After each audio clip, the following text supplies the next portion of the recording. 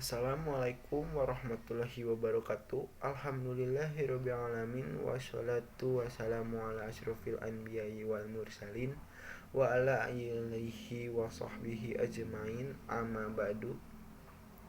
Pertama dan yang paling utama, mari kita panjatkan puji syukur ke hadirat Allah Subhanahu wa taala yang telah memberikan kita kesehatan, serta sholawat salam kita berikan kepada Nabi besar Nabi Muhammad SAW yang telah membawa kita dari zaman jahiliyah menuju zaman yang penuh ilmu pengetahuan seperti sekarang ini. Di sini saya akan mempresentasikan hasil makalah saya, yaitu Iptek dalam Pandangan Islam. Iptek merupakan akronim dari ilmu pengetahuan dan teknologi yang kerap digunakan saat membahas mengenai perkembangan teknologi atau adanya perkembangan suatu disiplin. Ilmu perkembangan Iptek sendiri terjadi karena adanya globalisasi. Kemajuan di bidang teknologi ini membantu kehidupan manusia di zaman modern yang canggih seperti saat ini. Kemajuan akan ilmu pengetahuan dan teknologi dan seni sangatlah berpengaruh terhadap segala aspek dalam kehidupan manusia.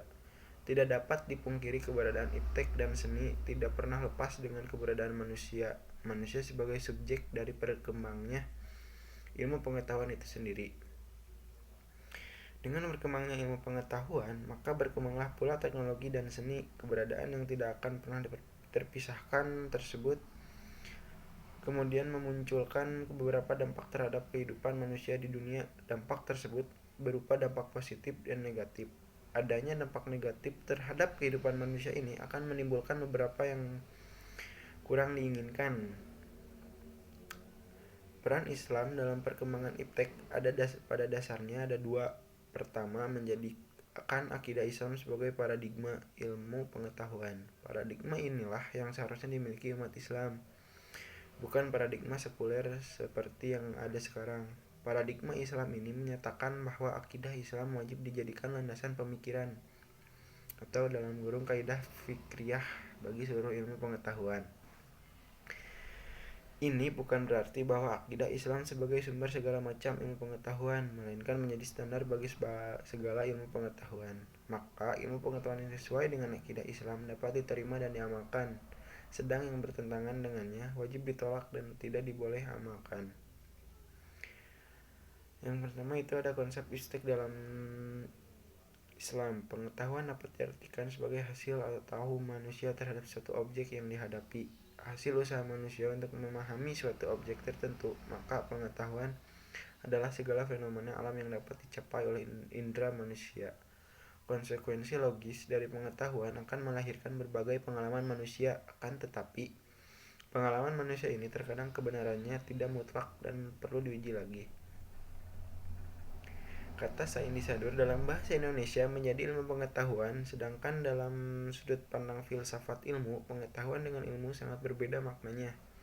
Pengetahuan dan segala sesuatu yang diketahui manusia melalui tanggapan panca indera dan intuisi, sedangkan ilmu pengetahuan adalah pengetahuan yang telah diinterpretasi, diorganisasi, dan disistematisasi sehingga menghasilkan kebenaran objektif, sudah diuji kebenarannya dan dapat diuji ulang secara alamiah. Secara etimologis, kata ilmu berarti kejelasan, karena segala yang terbentuk dari akar katanya mempunyai ciri kejelasan. Istilah teknologi merupakan produk ilmu pengetahuan.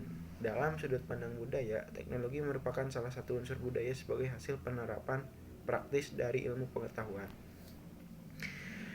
Meskipun pada dasarnya teknologi juga memiliki karakteristik objektif dan netral, dalam situasi tertentu teknologi tidak netral lagi karena memiliki potensi untuk merusak dan potensi kekuasaan. Disinilah letak perbedaan ilmu pengetahuan dengan teknologi. Teknologi dapat membawa dampak positif berupa kemajuan dan kesejahteraan bagi manusia. Juga sebaliknya dapat membawa dampak negatif berupa ketimpangan dalam kehidupan manusia dan lingkungannya. Ada juga yang menjadi pendorong bagi kemajuan iptek di dunia Islam pada abad yang lalu, yaitu ada 7. Yang pertama, kesatuan agama dan budaya agama Islam. Kedua, Arabisasi dan peranan bahasa Arab. Ketiga, akademi sekolah observasi dan perpustakaan. Keempat, kebijakan negara tentang pengembangan iptek. Kelima, perlindungan negara sangat jelas terhadap para ilmuwan, para insinyur.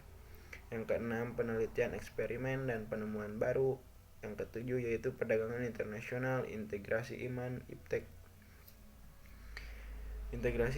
dan seni. Ilmu merupakan pengetahuan yang jelas tentang sesuatu.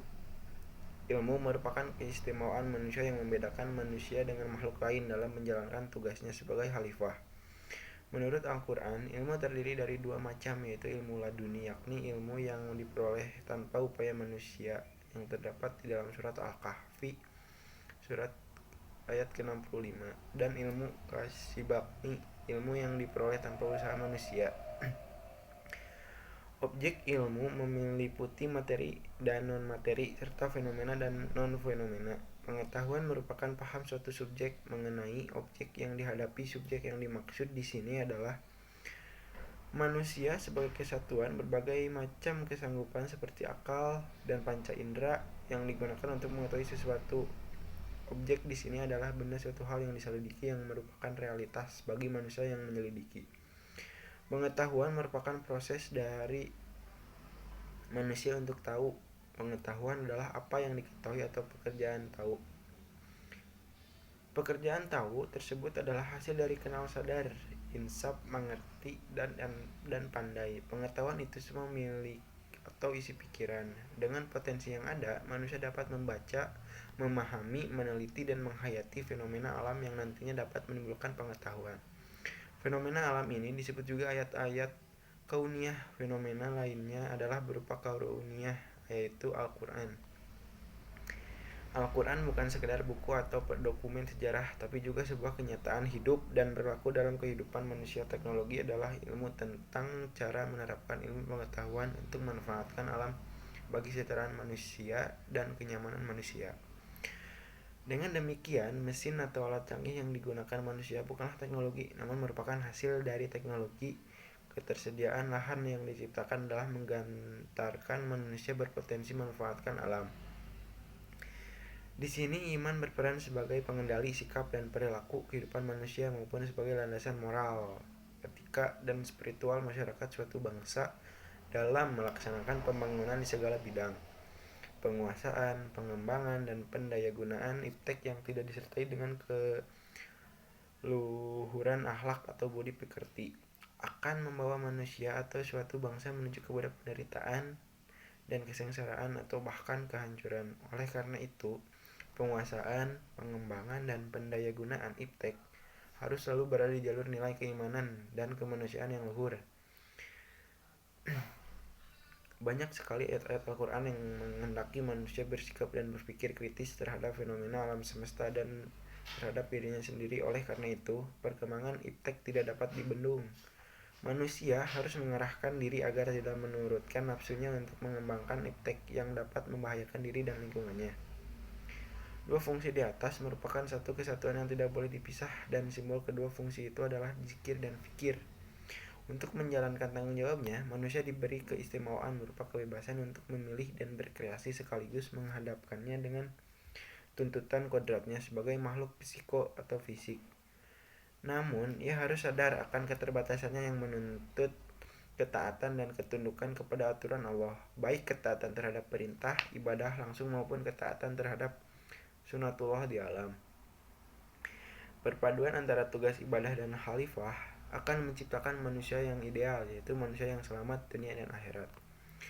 Keutamaan orang beriman dan berilmu: perbuatan baik seorang tidak akan bernilai amal soleh apabila perbuatan tersebut tidak dibangun dilandasi nilai-nilai iman dan ilmu yang benar. Sama halnya pengembangan iptek yang lepas dari keimanan dan ketakwaan tidak akan bernilai ibadah serta tidak akan menghasilkan kemaslahatan bagi umat manusia dan alam lingkungannya.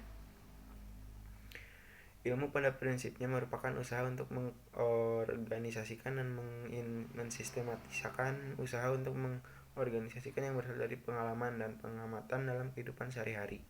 Namun dilanjutkan dengan suatu demikian secara cermat dan teliti dengan menggunakan berbagai metode. Ilmu dapat menggunakan suatu metode berpikir secara objektif, tujuannya untuk menggambarkan dan memberikan makna terhadap dunia faktual.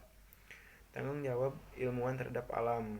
Ada dua fungsi utama manusia dunia, yaitu sebagai abdun, hamba Allah, dan sebagai khalifah atau wakil Allah di bumi. Esensi dari abdun adalah ketaatan, ketundukan, dan kepatuhan kepada kebenaran dan keadilan Allah. Sedangkan esensi dari khalifah adalah tanggung jawab terhadap dirinya dan lingkungannya, baik lingkungan sosial maupun lingkungan alam. Dalam konteks abdun, manusia menempati posisi sebagai ciptaan Allah yang memiliki konsekuensi adanya keharusan manusia untuk taat dan patuh kepada penciptanya. Jadi manusia sebagai makhluk Tuhan yang paling sempurna. Kesempurnaan ini membuat manusia diberikan potensi untuk mengembangkan, memanfaatkan, dan mengelola sumber daya alam yang telah diciptakan oleh Allah Subhanahu wa taala untuk kita dengan ilmu pengetahuan teknologi dan seni yang kita miliki. Oleh sebab itu, marilah kita menjaga dan melestarikan alam ini agar tidak punah dan tetap berpedoman pada Al-Quran dan As-Sunnah sebagai rasa syukur kita kepada Allah Subhanahu wa taala.